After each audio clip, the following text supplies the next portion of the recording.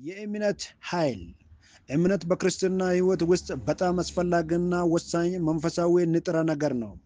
እምነት ተስፋ ስለምናደርገው ነገር የሚያስረግጥና የማናየውም ነገር የሚያስረዳ ነው። ዕብራውያን 11:1 እግዚአብሔር የሚኖርና በሚታየው ዓለም ሳይሆን በማይታየው ዓለም ውስጥ ነው። እምነት ደግሞ ወደ መንፈሳዊ ዓለም መሄጃ መንገድ ሆኖ እግዚአብሔር እንድናገኘው ያደርጋል። እምነት መቼ ተጀመረ? የመጀመሪያው ሰው ለምን ወደቀ? የመጀመሪያው ሰው አዳምም እግዚአብሔር የነገረውን ነገር ማመን ባለመቻሉ እና አታድርግ የተባለውን በማድረጉ ወደቀ። ዲያብሎስም እግዚአብሔር እንዳያምኑ በማድረግ ከእግዚአብሔር አጀንዳ አወጣቸው።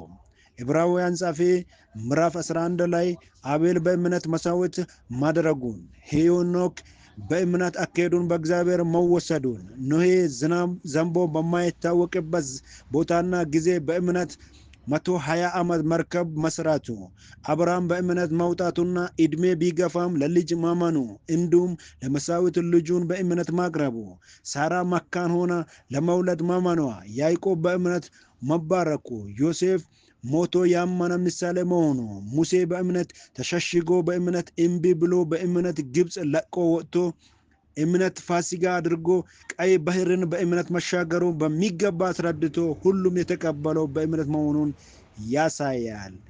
ጻድቅ በእምነት ይኖራል። ሮሚያ 1:17